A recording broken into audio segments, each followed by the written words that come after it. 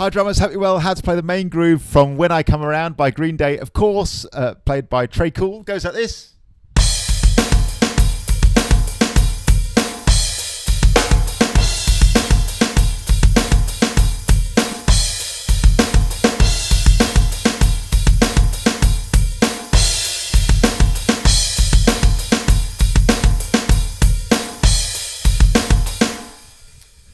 So it's one of those tunes that when you first hear it to the sort of casual ear, you might think, oh, there's not too much going on there on drums. But the bass drum part, as you can hear, is actually really busy. And like I said on the playthrough, like a note for note cover that I did of this yesterday, this is actually the first song that I personally ever played like live in front of an audience. And I was probably 14 years old, something like that. I didn't even know, I don't remember being aware anyway, of like the busy bass drum part. I'm pretty certain I just played it as this.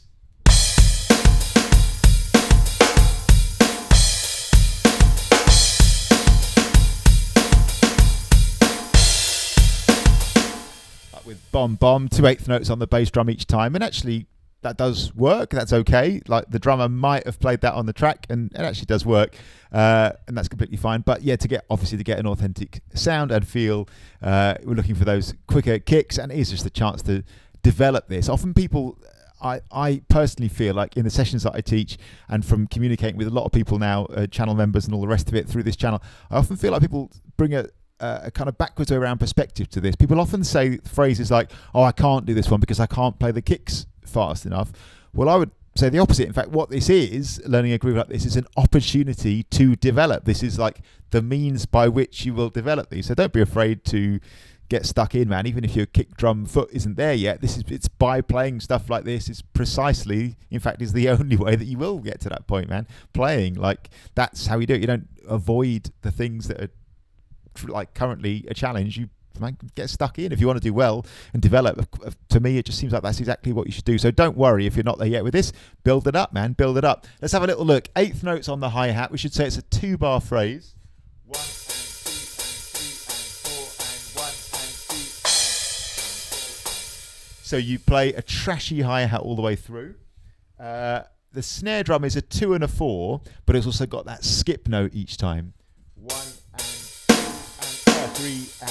4 and 2 and 4.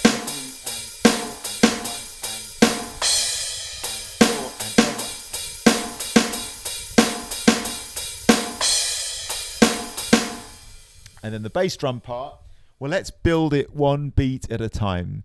So on beat 1 here, we're going to go 1 and a. Let's hit a crash on the first beat, in fact.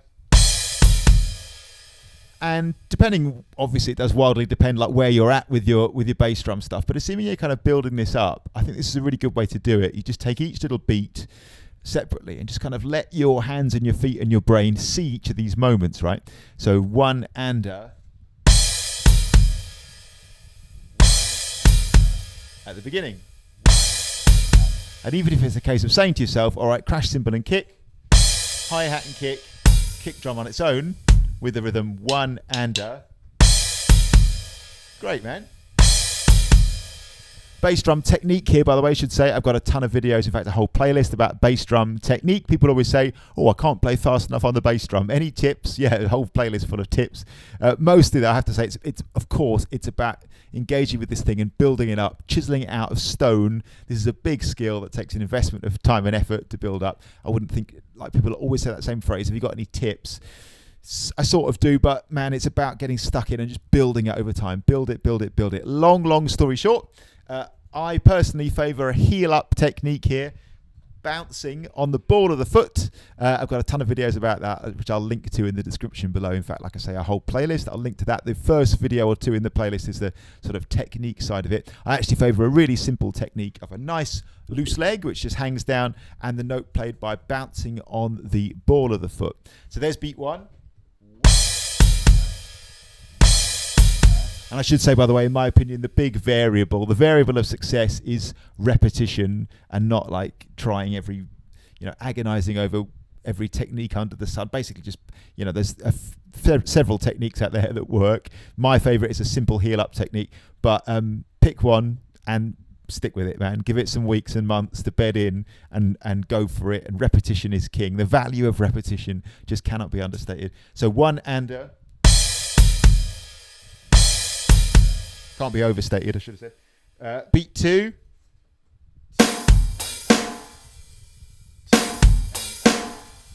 So 2, E, and so first half of the first bar. 3 and 4 and 3 and 4 and 3 and 4 and 3 and 4 and. Now the second half of the first bar is the same thing but without the crash.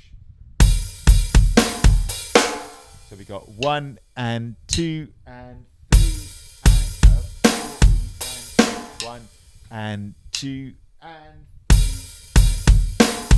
3 and 2 and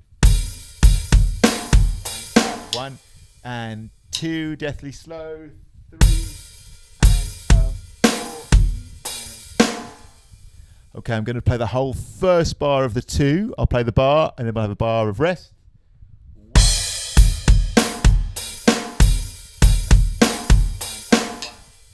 2 and 3 and 4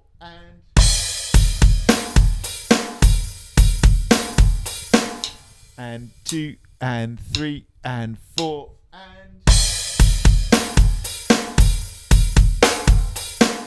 and 2 and 3 and 4, a bit quicker, and 2 and 3 and 4 and. Okay, second bar goes. So the first half of the second bar, relatively straightforward, 1 and 2 and. You push the crash cymbal on the and of beat 2, 1 and 1 and 2 and. This is the first half of the second bar. 3 and 4 and. And then the second half of the second bar is actually really similar to, say, the second half of the first bar, except it doesn't have a bass drum on beat 3. You've just got 3 and 2 and 3 and 2 and 3 and. So let's recap. First bar goes like this.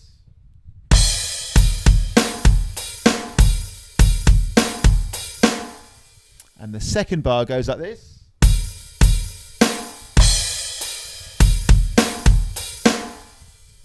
First bar goes like this.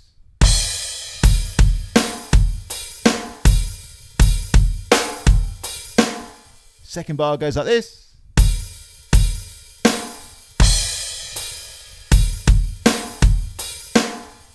Okay, and what I'm going to do now is put them both together. I'm going to go really slow. I'm going to do a classic slow to fast to slow. And I'm going to work up to speed, hold it there for a bit, and then bring it back down. And I'm a huge fan of this technique, slow to fast to slow, to really learn things. When you go slow, and it might be deathly slow if you're first learning this, it might be like saying it out loud speed.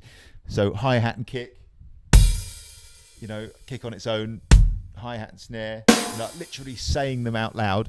It might be that slow at first, that's completely fine. When you're doing that, you're showing your hands and your feet and your nervous system the combinations. You're setting the precedent on which you will then build. And what you're not asking to do, really importantly, is you're not asking just magic or this weird thing that people refer to as talent sometimes, to just intervene and magically play it for you. You're being logical, right? You're actually giving providing a plausible mechanism by which learning will take place, right? So you have to do that, assuming you're not just playing it smoothly straight away. Just show yourself the groove. Like, don't miss out the bit. I always say this, don't I? But don't miss out the bit where you actually learn it. My experience is about, God knows, 90% or more of people. It's really, really interesting sitting where I'm sitting, like teaching lessons and stuff, because almost everybody attempts to miss out the bit where you actually learn it, right? Almost everybody. And it just, blows my mind, because I'm no doubt I'm exactly the same with just about everything else that I do in life. I no doubt I'm the same with this sometimes. We all try and do it. Haste is the enemy. Do not miss out the bit where you actually try to learn it, where you actually take your hands and your feet through it. This really unhelpful idea of talent comes in a lot, I think, and people just think that if it doesn't happen instantly, then there's something wrong, or they say, I'm struggling with this, any tips? Yes, break it down, start at the beginning, like actually flipping learn it, engage with this thing, like ultimately respect this thing, this craft, this art form, whatever you want to call it. Give it the respect to actually go slow and truly learn the thing from the ground up. Don't just think it's going to be learned by magic. It isn't, man. Here we go. So I'm going to go slow. 1 and 2 and 3. This is both bars. Here we go. And 1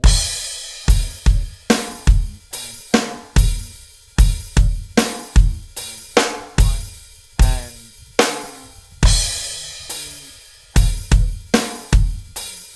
actually going to go a bit slower.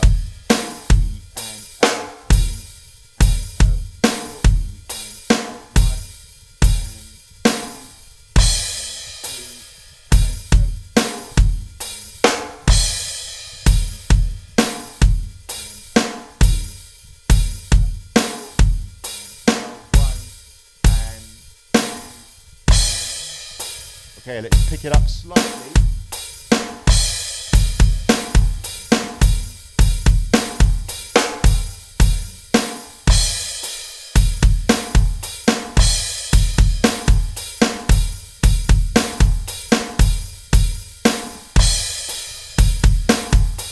Okay, a little bit quicker.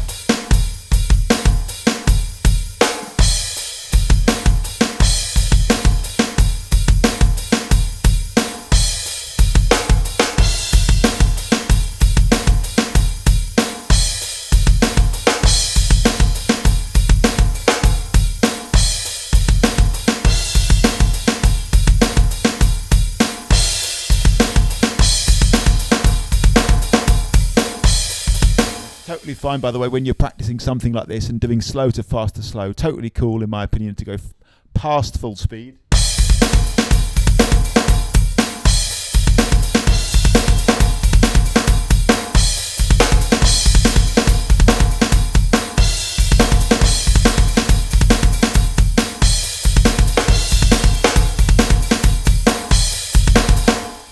Because then right? You've got it in your locker. Then when you're actually playing it at full speed, you're not going to be flat out. You're not going to be tense at 100%. You're going to know that you've got plenty more, if required. So let's bring it back down again.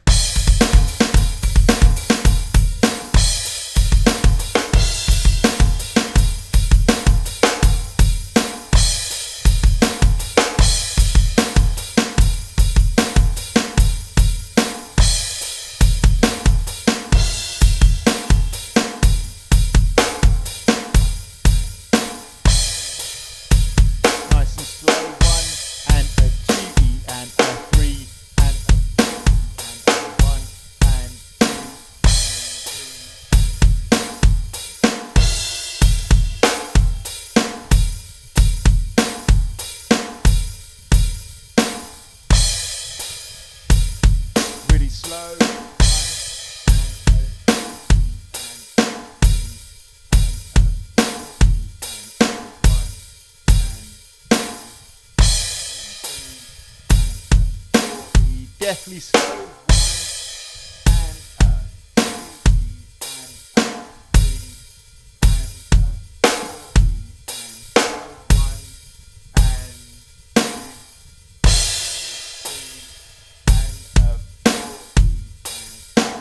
Beat 1. Beat 2. Beat 3. Beat 4. Second bar, beat 1. Beat 2. Beat 3. Beat 4.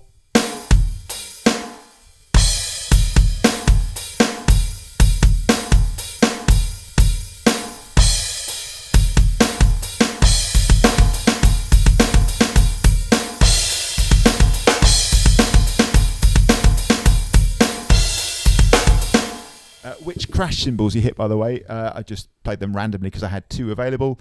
I thought it made sense to do a bit of variety. Sometimes hit one, sometimes hit the other, sometimes hit both, just for that bit of variety. So I hope that all makes a bit of sense. It's a classic groove, isn't it? And definitely, based on my experience of being younger and hearing it, I can remember sort of not even noticing that there is a busy bass drum in there.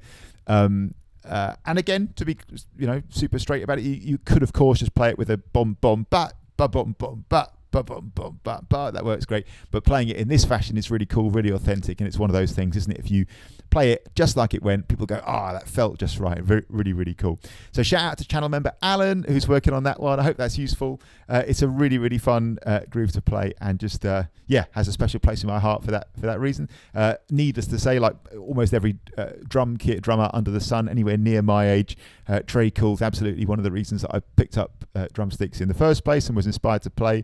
So shout out to him, of course. And thanks for watching as always. Really appreciate it. Please like, share, and subscribe. Like I say, shout out to channel member Alan, who's working on that one. I hope that's useful.